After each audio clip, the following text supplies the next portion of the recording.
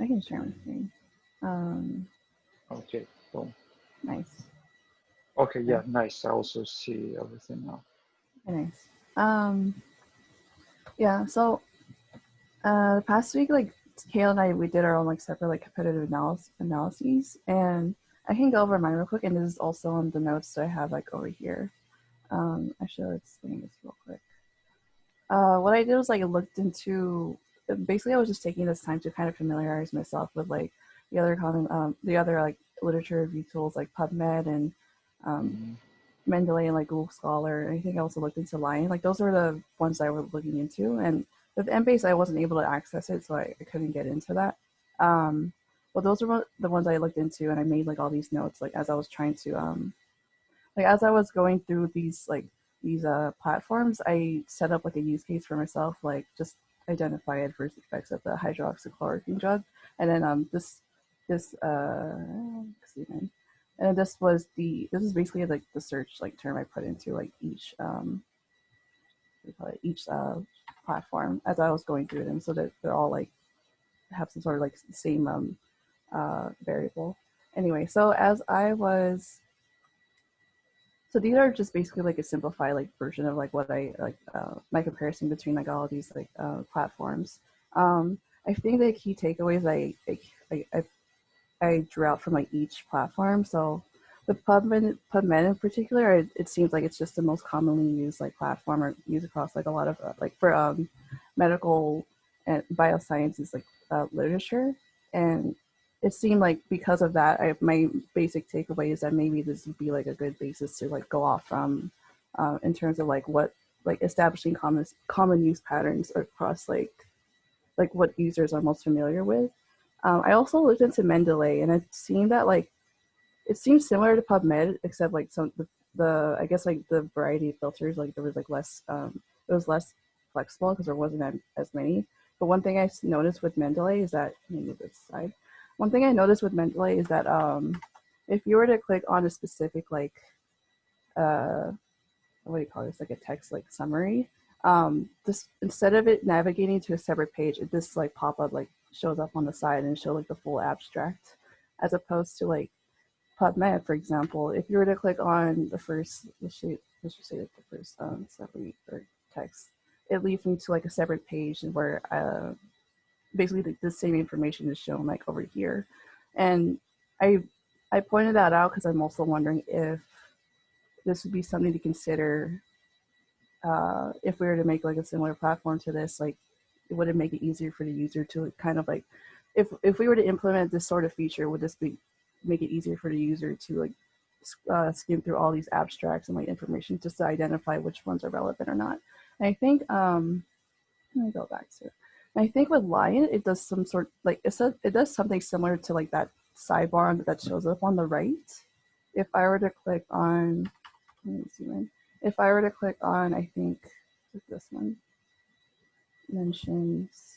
Actually, no. I think it was. If I were to click on a specific relationship between two nodes, it would show like um, a list of like literature, and then it would show like this is the link to like that piece of text, and then this is like the abstract for each of them. And these are all like I'm assuming that all the pieces of text that are including correlated mentions between these two nodes, or like these two nodes right here. So I think that was just something to consider, because I'm thinking maybe that this sort of feature like can be a way to allow the user to work through all these like sift through all these pieces of like literature like in a more efficient way. I wasn't able to like get into Embase, and with Google Scholar, I think I have that somewhere here. I think with Google Scholar, like the main like takeaway was that there's not like a lot of like options or like filters to like allow the user to sift through like specific pieces of text that they might be looking for or that might be relevant to them.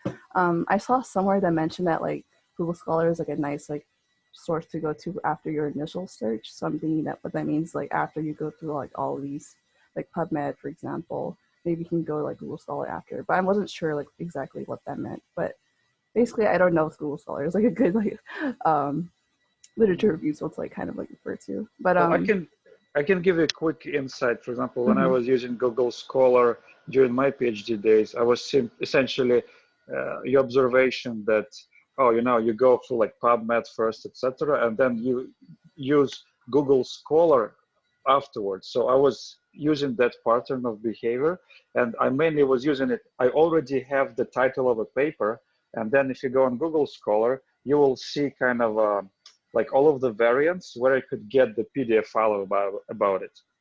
So for example, like on PubMed, you will have a link where it was published, and then you need to pay access fee to access that article. But if you go, usually if you go to the personal webpage of one of the authors, they will have that PDF on their website. So sometimes on Google Scholar, you can find that link, or you simply could find the link for that paper on some, open access website, etc. So that's kind of definitely like where Google Scholar shines. Plus citations, tracking of citations is very clear over there. So you Okay. kind of can go the author and kind of see the other publications immediately, etc., without all of this additional clutter that PubMed has, for example. Okay, cool. Yeah, that makes a lot of sense. Yeah, thank you for clearing that because I wasn't sure like what. I think there was like a link somewhere I saw like comparing like some of these, and then to mention like that sort of thing, but it didn't go into in detail. So, yeah, I think that makes sense. And the other thing is, so that was basically what I did, and I think Kayla actually like for her code analysis, um, she use different like platforms. You mentioned like CoronaWhy, which I'm assuming is like our current demo, which honestly I did not think to do that. I should have done that. But yeah, basically for like competitive analysis, like this is what I have, and it's just like a way for myself to like familiarize myself with like the the user interfaces for all of these, and like I guess also like the user flow, like this specific buttons you would press, like the process. Um, yeah, and I guess like before we have asked, oh, actually, does anyone have any questions, or should we move on to Kayla's credit analysis? Give me one moment. Do you think you could scroll up for a sec? Mm-hmm. Cool. Okay, so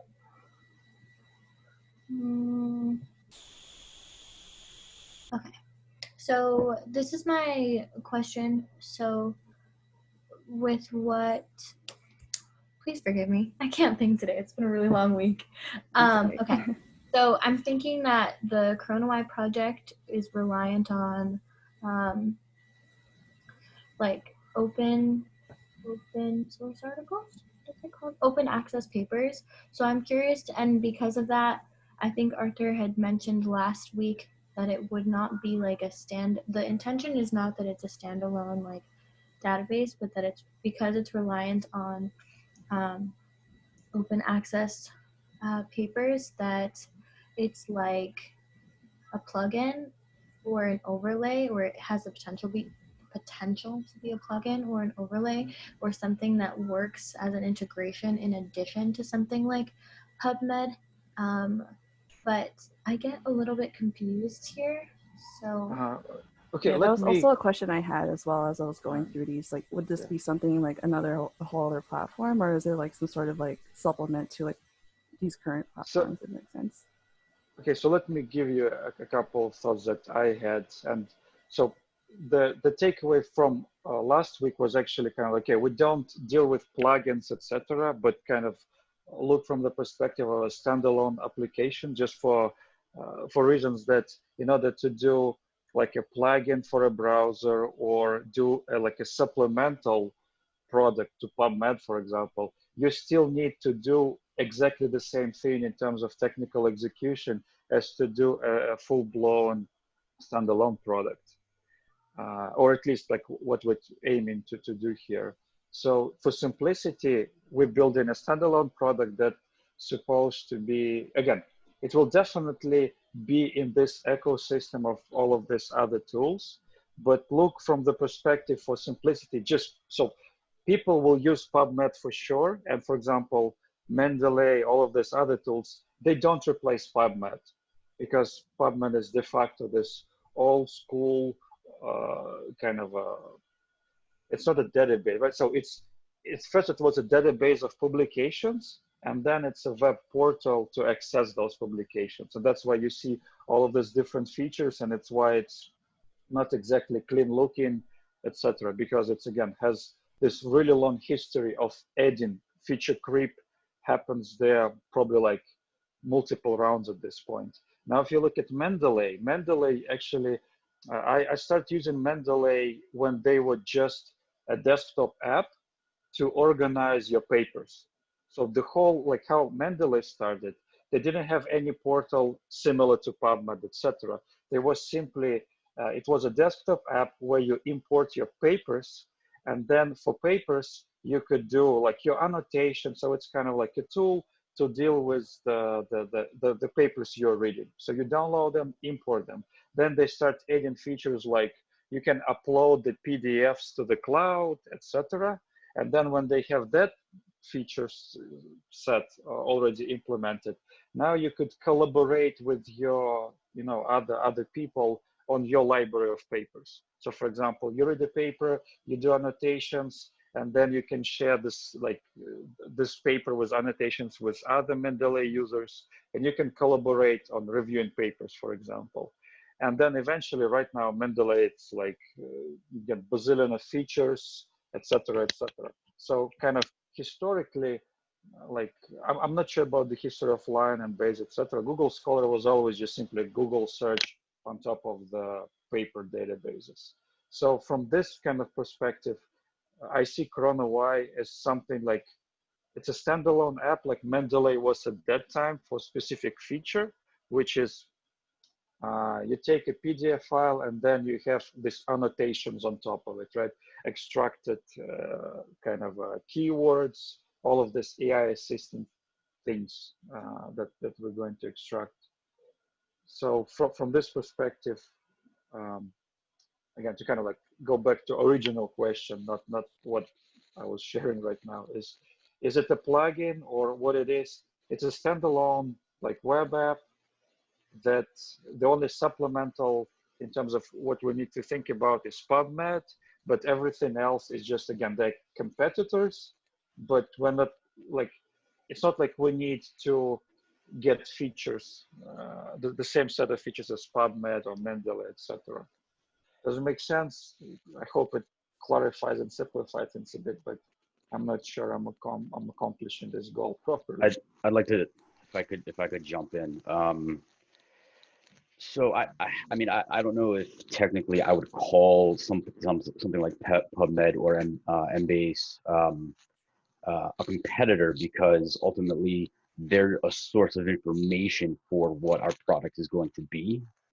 Would you agree with that statement, Anton? Because I feel like, I mean, there are definitely features in a lot of these places that we could pick up on, but ultimately what we're doing is a little bit different, right? We're using these like PubMed as a source to drill down to information, and make summaries for them. Does that make sense? So like, yes, and actually, if I should probably unpack that a little bit more. So like, PubMed and Embase are sources of information that our tool is going to sort of, is going to go through and help determine what is what's worthwhile for researchers to look at. Mendeley was a tool comparable to, it's not really a right comparison, but Mendeley is a tool in my mind, kind of like to Excel, where researchers would just they would use it to organize things that they're reading from PubMed and Embase, things like that. Does that make sense? Exactly. Yes. I mean, and your like explanation of what Mendeley was, it's exactly that. It just was the tool to organize this annotations on top of what you're reading, right? So in this regard, we do something similar, but our goal is right not to allow users. I mean, the goal is not to help people organize the annotations, right? Our goal is to deliver AI assisted annotations to people, right? So in a sense, like this is our goal as CoronaWhy. Right. So that's why it's not exactly a direct competitor to these things. It's kind of sits in its own world that nothing is there at this point, right? It's, for example, if we take the specific example of here is a PubMed like search. So here is a list of papers, and then you want to quickly look at abstract. this pattern of behavior of the user behavior is again very popular, and you kind of replicated it. But in our case, what are we going to demonstrate that I see? It's like abstract with highlighted keywords, for example, or some terms that actually, or statements that we extract from every paper with AI assistance. So in a sense, it's kind of like, okay, it's similar, but Mendeley doesn't do that, at least as of now, right? Pubmed doesn't do that, but we do. So from this kind of a, like, I like this idea of just kind of having very similar to that in terms of interface. It just, the information that we demonstrate is different, right? So this is where we should differ. It's in terms of where, again, CoronaWhy is a data science community. We're all about data, right? Enriching data, like doing different formats to it. But now with what we do here, it's kind of like, okay, we're assuming that we have this extra data that nobody else has, and we need to deliver it to a user. And now the question is, right, how we do it. And like this pop-up of kind of like abstract, but you know, in a different format, it's definitely, I think, the way to go.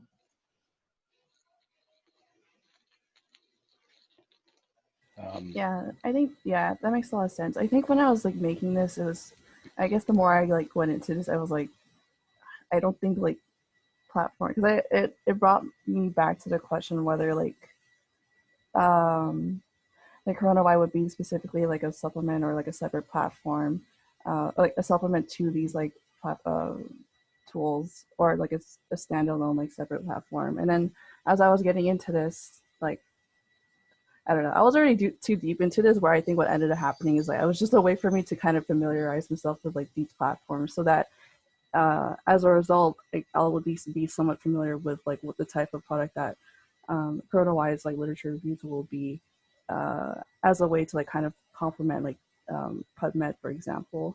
Um, so in a way, basically, I wouldn't call this a competitive analysis in the end, but I think, yeah, I totally hear you guys' comments, and I think that makes it much more clear, at least for me personally. So.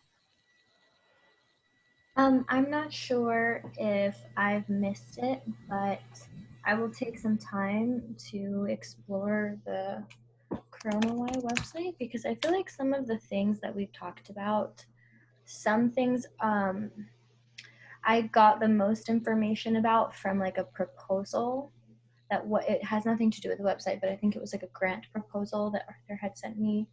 And I had gotten the best understanding of the specifics there.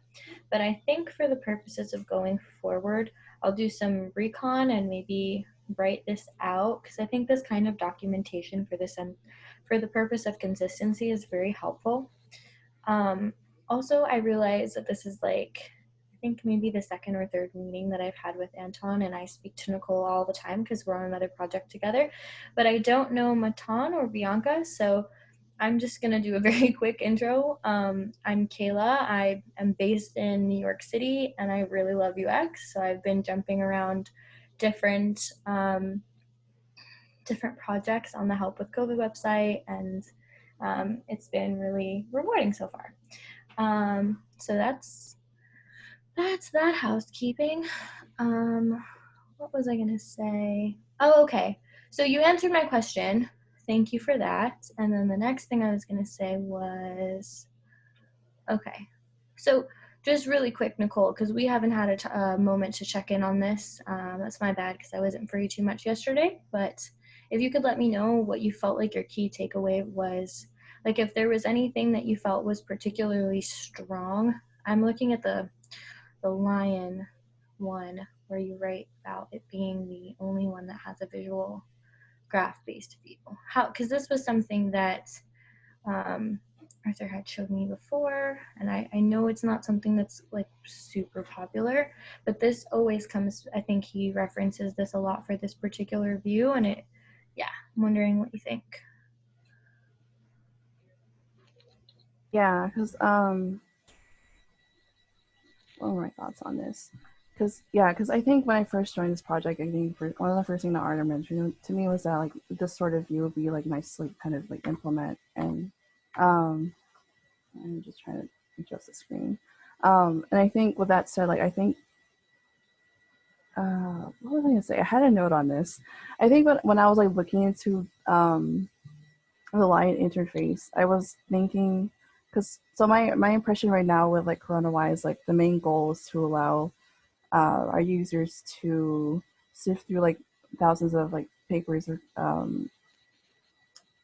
sift through thousands of papers and be able to identify relevant papers that are like relevant to like their research question in a faster and like more efficient way. And I'm thinking like maybe something like this would be like this sort of like graph would be a great way to show that because it gives them a view like and maybe certain like it gives them a view of certain things that are related but they haven't thought of before. And I think having this sort of like sidebar here, like to show like the correlated a list of articles of the correlated mentions between like two nodes is really nice. I think my other thought was like that might be also like some sort of double-edged sword where it kind of distracts them too.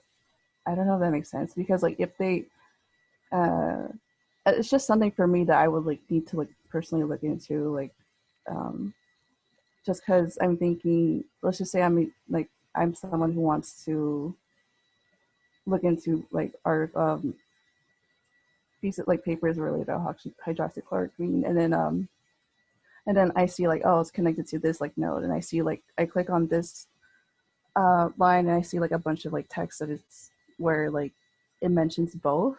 I'm thinking okay that could be relevant to me and I'm thinking I want to look into like the relationship between these two and I look into it.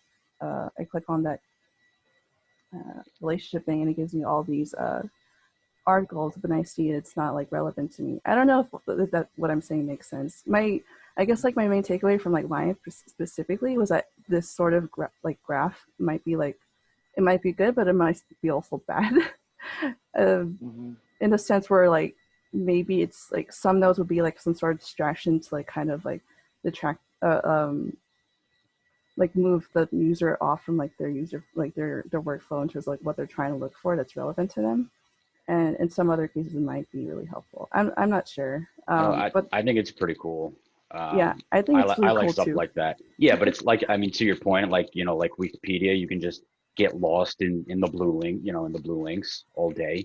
Um, Right. I think like I mean I think right now the question is where would this fit in? Would it be like the main page, right, and like the main landing point, or not? And probably not because of the complexity. So I mean I think it would be an awesome feature. It looks like so first my head went to okay, but what to what to draw similarities or connections between. Then I see at the top that they've got chemical disease, mutation, stuff like that. I don't know if um, uh, maybe I think it's a good question for an epidemiologist or another researcher. Like are those the connections that you would want to see or something different? I think it's awesome, but I think it might be something more for the future. Like once we get an MVP going. I don't know. What do you think, Anton? So I also think that graph representation is definitely cool and has that wow effect on everything. And uh, under the hood, what we do as data scientists within CoronaWhy, we're also dealing with all of this knowledge graphs. So we will definitely like the graph representation will be somewhere there. But in terms of like, again, is it part of MVP? We need to stress out like this graph representation. Probably not, because right now, again, what kind of user feedback from conversation that I was part of when we had with epidemiologists, what the common pattern that I saw among all of them was basically was always like this. Oh, today I need to do all of these different tabs, PubMed, Google Scholar, and whatever. And the rest was every person had different other set of tools that they use. But the most common topic everywhere was essentially they're dealing with kind of a collection of keyword statements like this entities that they want to kind of perform a search. So essentially, like to me, what I kind of gathered from our users is that they have in their mind like a set of like, so there is a pool of papers, which is just a huge list. And what they want to filter out what they don't care about to read, right? And some of them will kind of like, oh, I only care about these keywords that should be there in that paper. and some others like, you know, it's not about just the keywords, it's the keywords in a statement, right? So that type of papers they want. So to me, my mental picture of what we need to do kind of behind the scenes is that we have a pool of like whatever at this point, almost 200 papers related to COVID. And what we want, oh, again, we don't focus on COVID actually that much. But anyways, like we have a huge pool of papers, which is a huge table, right? So it's a title, abstract, author, where it was, when it was published, some statements from there that we extract using our AI thing. And now what we need to do is for every user, it provides to us whatever like the filtration terminology they want to do. So we do this search for them, all of the relevant search, the same thing as like Google Scholar does, for example.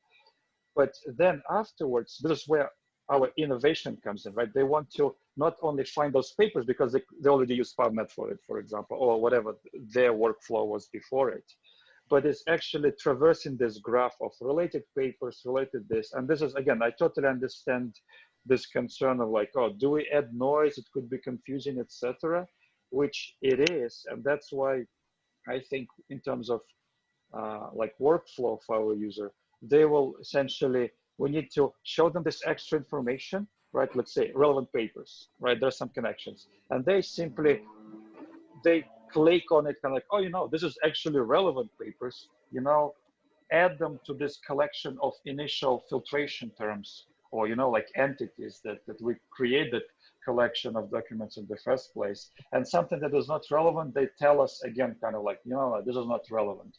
And as we go, we're filtering out, like if we look at what we have on the screen right now, like this graph, in a sense, the idea that you provide the user with this kind of like, okay, here is a huge like a web of graph, like of these connections. But then when the user kind of goes through them, they kind of show, you know what, this link is what I care about, this link I don't care about.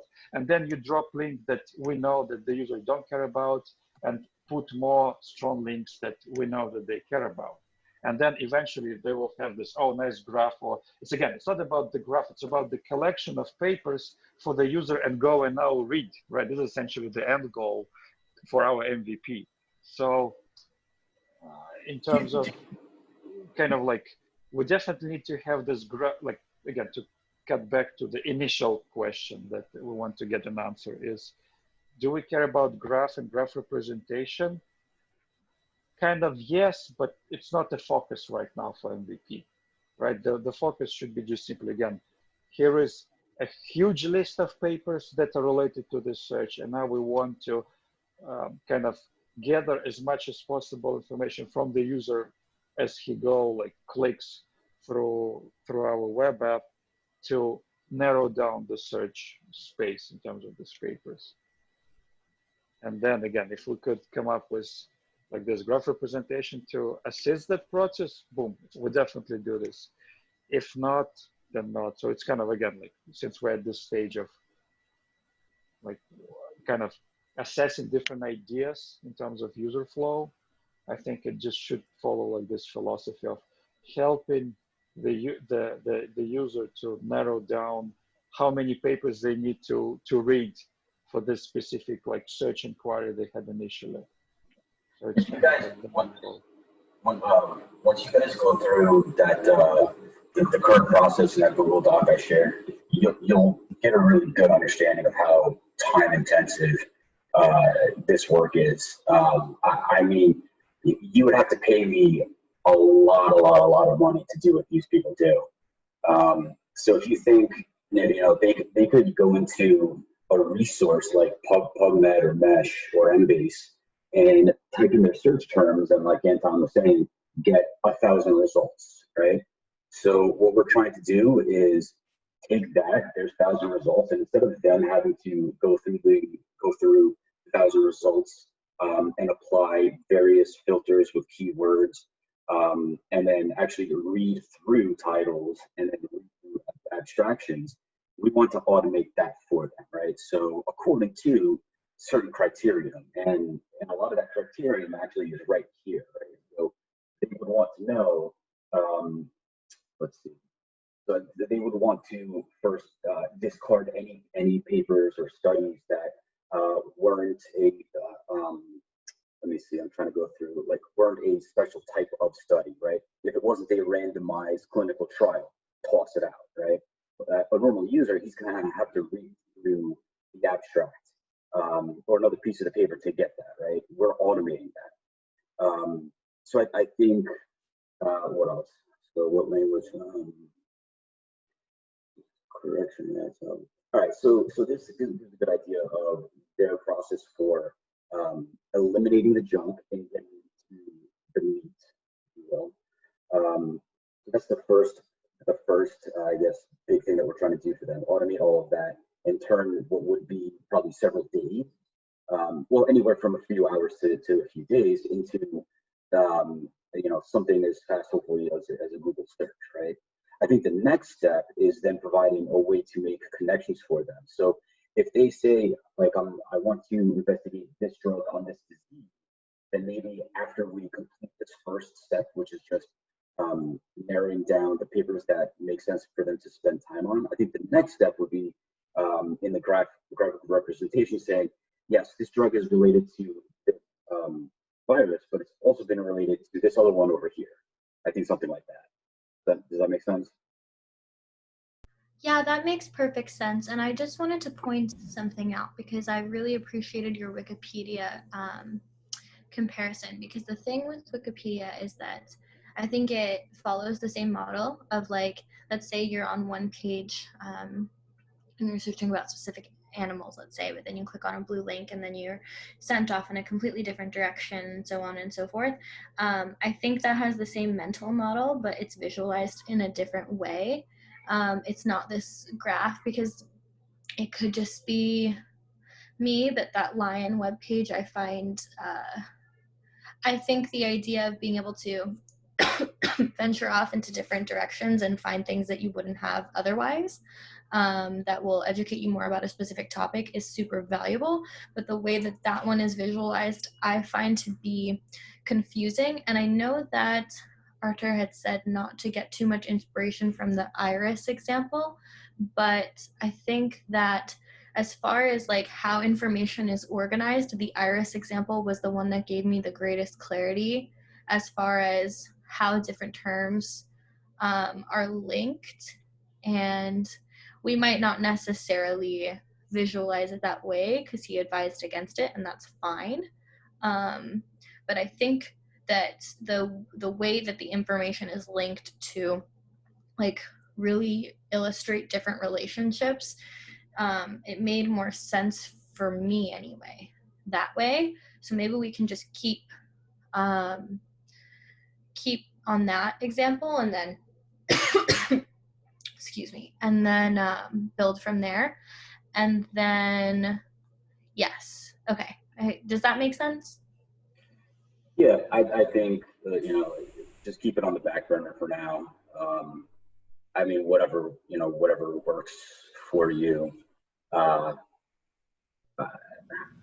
mean, it's something that would have to be tested a bunch of times, but I think the point right now is that's on the back burner, and then focus is on this first step, just figuring out. I think getting more information, if we can, from epidemiologists to see if we can get a hierarchy of which of these sort of eliminating factors, or how the hierarchy of the eliminating factors go. And then the best way to present that to them in the web app, right? Mm-hmm. Can you repeat the last thing you said? You cut out for a moment. Oh, sorry. So I was just saying, I think the one thing that I'd like to focus on right now is to getting more feedback from epidemiologists, figuring out what their sort of hierarchy of elimination is, and then just creating the best way to present that to them in the web interface. I was reading an article earlier. I'm forgetting what it was about, but I was reading about how you create different search queries, and, like, how you do a heuristic evaluation. It's not very easy to do because there are so many components. There's so many moving parts, but I mention this because it's like when you are, when you're trying to find the best way to like enable a person to like go off in different directions, like allow them to have a focused study, but also be able to broaden when necessary. I find that like for specific components, they have to be, it comes from the way the components are designed, meaning like when I think maybe a good example of this, if I could share for a moment, let's see if it lets me. Cool. And if I can, okay, so when you, this is the FAQ. Let me go back or explore. If I do a search, it gives me so many different options. It's really flexible. So it's like articles, patents, both. And then I can type in the title of a research question, a paper, or put in a URL. And I bring this up because I think it's a really good example of how broad it allows you to go so that you can find something more specific. So let's just say I click on this. It's going to come up with an exploration map. Maybe you guys have seen this already, but just for the purpose of this example.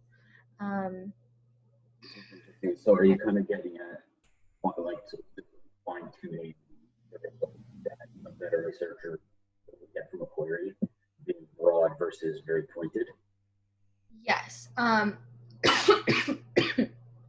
What was I going to say? Oh, yes. I feel like when we're trying to better understand their process, a lot of what I got from the interview with Chloe in particular, whenever she would be asked a question, it would always depend. Like he would ask her, okay, so do you care about all metrics scored? Do you care about sample size? Do you care about study design? And she would say, the most important thing to me is being able to go through the abstracts in a time efficient way, because I'm constantly having to click in and click out of articles. So if there's a way for that to be an abbreviated process, that has value. Also, it depends on the research question in particular, whether I care more about sample size or location. So perhaps I'm looking for a specific study and I care about the sample size, but if I'm not able to filter with location and it ends up being in Ghana, but I'm focused on the UK, then that's a really important variable that would make it so that study doesn't matter to me anymore.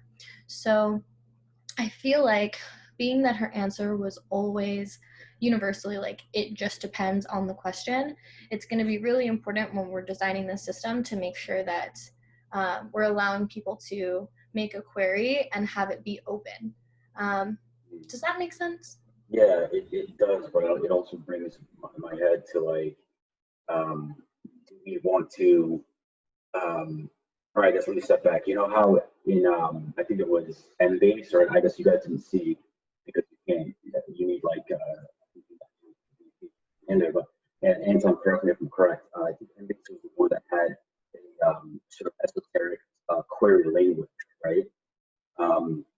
So I'm thinking kind of what you're presenting here is making me think, you know, do we also provide a query language, but in like something that's not esoteric, right? Maybe just drop downs, right? So you're talking about, so you're talking about building in a way to, so if you want to keep it broad, like, let's say you type in one word first search and then a whole bunch of stuff comes up and there's keywords that we, or certain fields that will populate in the metadata, like where was the study, when was the study?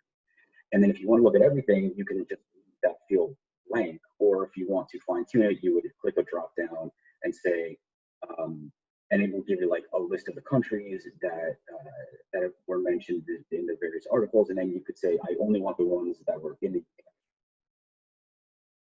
that kind of where we're headed with this thinking right now?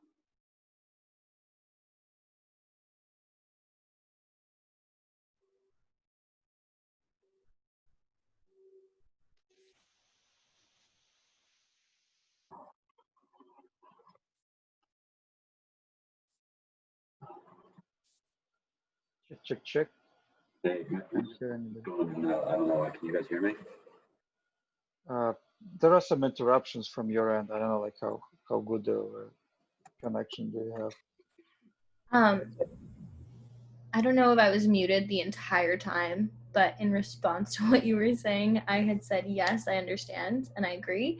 And then I was going to bring your attention in the Figma document that Nicole shared earlier. I don't know if you guys are aware, but there was some work from last week. I went through this and did like a mini evaluation. It's in no way like complete, but just to get a sense of the different parts of this. So there are some pieces of metadata that I feel like, to me, this layout was confusing, and I know that this is just like a proof of concept, but the reason why I put attention on it was because it was similar to the doctor evidence example that Arthur had mentioned last week. So this format of like, excuse me, having the search results here and then some of the metadata on this side, I think it achieves that, like, it somewhat achieves automating the metadata, but for me it's confusing because I find that, let's say Chloe was going on to this, if her primary concern is being able to go through abstracts, I don't think that there's an effect that's effective, that there's a way to do that here. And it was like, it's qualitative data that is being extracted from those interviews anyway.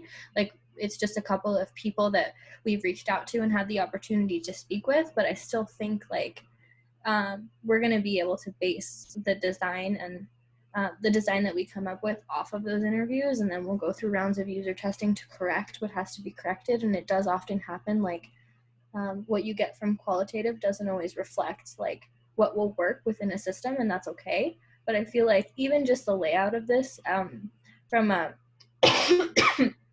excuse me, from a design perspective is like the proportions, I feel like we could do something different. Like this could occupy more space.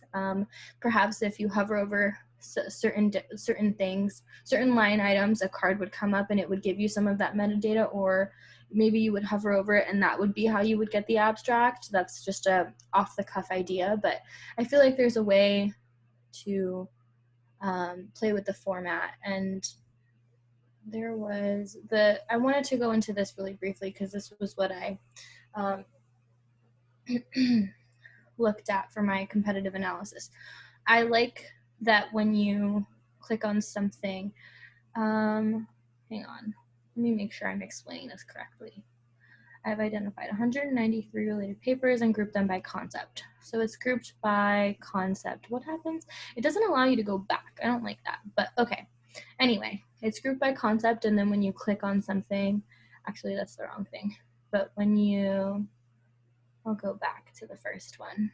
It'll probably bring up a different chart. Anyway, when you click on the larger quadrant, it'll bring you to smaller quadrants that are more specific in term. And the reason I point that out is outside of graphical visualization, we don't have to focus on that right now, and that is a later step. But I feel like what I was trying to get to in the last meeting, I don't know if it was really discussed, is that the way that we can organize information, like with the user flow in mind, is that there's like the filters themselves should be the first aspect of this, like being able to decide what metadata you're primarily concerned with, giving them that flexibility so that they can say, this is what I'm concerned about, location and sample size in the beginning, and that this kind of thing of going through different nomenclature for different topics, like specifically related to COVID-19 for epidemiologists, like that's a secondary step. And I want to differentiate those two because I feel like those are the two main things that come to my mind. So I might have just rehashed what you said, but does that make sense to everybody? I think so, yeah. Okay. The only thing I was going to show here, I might have actually shown it already. Is that real quick, Kayla, hopefully everybody hears me. I think you can, if you look at the proof of concept on the Figma page, I think you can look at that and say like a lot of the metadata there, like it's definitely like you can definitely improve on the presentation, but like a lot of where it says like sources and study designs, like that's metadata coming from PubMed, and I think those are things that could be in a drop down. Or I'm sorry, yeah, in a drop down that could help you figure out what titles all the way to the right you would want to see, right? So Wait, yeah, I mean, I'm sorry to interrupt you. Can you just clarify? Because my understanding is that you do a search and whatever it is that you search modifies these results. Right, right. So like picking up where we've been talking about, including filters and different things to allow researchers to keep their search either broad or narrow. A lot of that information on the left side of the page, I don't know if it's really necessary for the researchers to see, but I think they would want to say, okay, in the study design area, I only want to see studies that were case controlled, right? And then theoretically, they would click the drop down for study designs, select only case controlled, and then that would change the results all the way to the right where it says papers. Does that make sense? Yeah, it does. I So think I'm saying, like, you could potentially use this page as or one of your resources to say, what metadata would the researcher, would Chloe be interested in using to narrow down her results? okay. That makes sense to me. Yeah, I think that that's really important because there's a distinct difference between what we have right now, which is like a representation of what it's like a way to, it's kind of a visualization. This It's like, this is kind of just a big data dump. yeah. It really is, and it just needs to be refined. But I think that's an important point there, that a lot of these things on the left side you could use as your filters for the researcher, that the researcher should be able to use to narrow their results. Yeah, I agree. And then another point, I just wanted to say this because I've worked primarily on like ed tech and phi tech projects. I haven't worked on anything like this, so I really appreciate the feedback. And if there are like holes in any of the work or questions that you feel like I might not be answering, I really value the feedback. So whenever you guys can, you can like go through my notes and leave me a note or send me something on Slack. I find that very helpful. But my goal is that regardless of the excuse me, regardless of the like the content, that Nicole and I can still come in with like a thoughtful UX lens and then work with you guys so that we can make something that hits all the project requirements and is also impactful. So Is this did we put this board on Notion? I don't know. I don't think I have an account with them. So this Figma, I think it's on already on Notion. Okay, cool. Already added there. Just make sure. Let me check that it's exactly this version. Okay. So it's called Figma wireframes. I need to expand, and then it will be this one. Okay. I just want to make sure I can set myself up to get. Oh no! Hold on a second. This is a different one. So okay, let me. I think that wireframes Figma file is very like old, like early on. A person named Yuan, I think she was working on that one, but that was months ago. So I think we can probably just table that for later. But this particular Figma file, I don't think it's in Notion. It's definitely in Slack though. Do you guys have access to our Notion account? no, I personally don't. I don't know if there's a way that I can be added.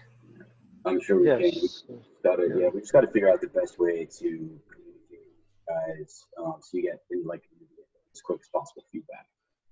Cool.